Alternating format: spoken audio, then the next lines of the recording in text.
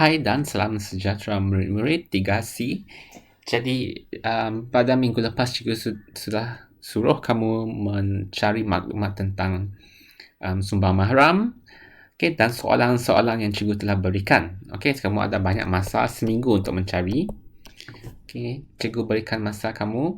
Jadi pada hari ini kita akan melihat dengan lebih mendalam tentang sumbang mahram dalam bab 4 kekeluargaan. Jadi dalam kekeluargaan ini kita akan bincangkan tentang satu masalah, iaitu sumbang mahram. Apakah itu sumbang mahram? Adakah sumbang mahram itu seseorang yang tak pandai menyanyi? Okay, keras sumbang, suara sumbang, ataupun kita lihatlah nanti. Okay, jadi kita lihat video ini, kita sambung. Okay, lihat dalam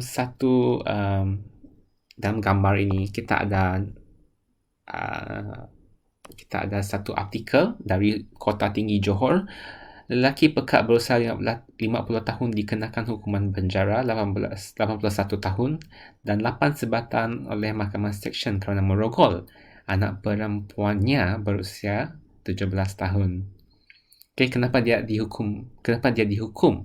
Adakah sebab dia merogol? Atau adakah sebab perempuan itu 17 tahun? Nanti kita lihat. Dan lihat pada gambar di petikan di sebelah kanan pula. Di Lahad Datu, Sabah, lelaki mengaku bersalah merogol anak perempuannya yang berusia 10 tahun dijatuhi hukuman penjara 20 tahun beserta 10 sebatan di Mahkamah Seksyen. Jadi inilah yang kita akan lihat dalam video ini. Jadi pada akhir pembelajaran ini, murid akan dapat menjelaskan maksud sumbang mahram, menunjukkan cara berkata tidak untuk mengelak sumbang mahram, membincangkan peranan ahli keluarga untuk mengelak sumbang mahram dan menjana idea untuk melapor kes sumbang mahram. Okey, sumbang mahram dikenal pasti sebagai sejenis penganiayaan seks. Okey, sexual harassment. Yang dalam bahasa Inggeris sexual harassment yang mendatangkan kesan buruk terhadap kesihatan fizikal, mental dan sosial.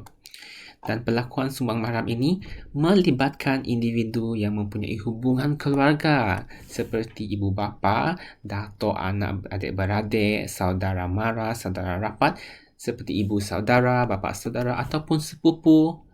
Inilah berlakunya sumbang mahram. Di Malaysia, Akta Kesalahan Seksual Terhadap Kanak-kanak 2017 adalah akta yang terkini yang dikuatkuasakan untuk melindungi kanak-kanak yang menjadi mangsa sumbang mahram. Jadi ini bukan adalah seperti dirogol oleh orang di tepi jalan yang kamu tak kenal, tapi ini adalah melibatkan individu yang mempunyai hubungan kekeluargaan dengan kamu sendiri yang rapat ataupun saudara mara. Okey. Kes sumbang mahram, kamu dah lihat tadi, ada di Selangor, ada di Sarawak, di Sarike. Okey, melihat ini merogol anak perempuannya yang berusia 13 tahun. Ini adalah jenayah seksual yang dilakukan terhadap anak perempuannya yang berusia 15 tahun. Jadi ini akan dikenakan hukuman. Okay, kenapa ia sangat serius? Kenapa perlu ada akta? Kenapa perlu ada undang-undang? Kenapa perlu ada hukuman? Okay, mari kita lihat maksud sumbang mahram. Okay, ini adalah maksud. Sumbang mahram atau incest, dalam bahasa Inggeris incest, mengikut Kamus Dewan Terbitan Dewan Bahasa Pustaka ialah perlakuan zina yang berlaku antara dua orang anggota terdekat dalam sebuah keluarga. Okey. Perlakuan zina yang berlaku antara dua orang anggota terdekat dalam sesebuah keluarga. Contohnya antara abang dan adik perempuan atau ayah dengan anak perempuannya. Ini contoh. Okey. Inilah sumbang mahram. Okey. Perbuatan sumbang mahram ini boleh berlaku secara fizikal atau bukan fizikal. Lakuan secara fizikal termasuklah meraba kemaluan mangsa. Mangsa dipaksa memegang kemaluan bendera atau penembusan faraj, dubur atau mulut mangsa dengan objek, jari atau zakar bendera. Lakuan bukan fizikal merangkumi stimulasi lisan, panggilan telefon. Stimulasi lisan contohnya percakapan. Seseorang itu bercakap tentang perkara yang seksual. Panggilan luca-luca atau eksploitasi lisan atau bukan lisan. Berdasarkan situasi berikut, jelaskan cara kamu berkata tidak untuk mengelak berlakunya sumbang mahram. Contohnya, bapa masuk ke bilik anak pada waktu yang tidak sesuai. Abang mengajak adiknya menonton video lucah.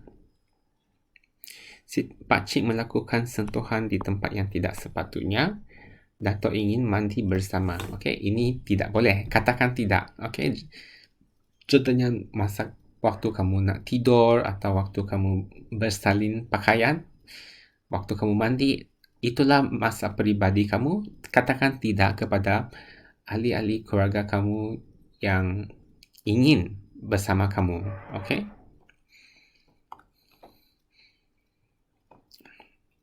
Apakah peranan ahli keluarga untuk mengelak sumbang mahram?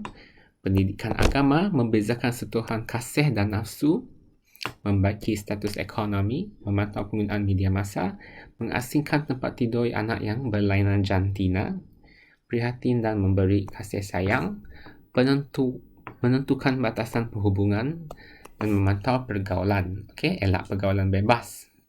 Yang ini kamu baca sendirilah. Kamu pause video ini, kamu lihat apa deskripsinya. Jadi, selain melaporkan kes sumbang mahram kepada pihak di atas, tindakan lain yang boleh diambil. Ini adalah orang-orang yang boleh dihubungi sekiranya kamu tahu ada orang telah menjadi mangsa sumbang mahram. Kamu boleh suruh orang itu atau kamu sendiri hubungi orang dewasa yang boleh dipercayai, polis, hospital, Jabatan Kebajikan Masyarakat, kaunselor, dan talian kasih. Selain orang-orang ini, kamu juga boleh mengadakan pendidikan keibubapaan, kekeluargaan. Tindakan lain yang boleh diambil mengadakan pendidikan keibubapaan dan kekeluargaan, memberi kaunseling dan pendidikan kekeluargaan kepada bekas bersalah, menyediakan perumahan dan kemudahan prasarana yang mampu dimiliki oleh golongan berpendapatan rendah, menguatkuasakan undang-undang seperti Seksyen 376B. Contohnya.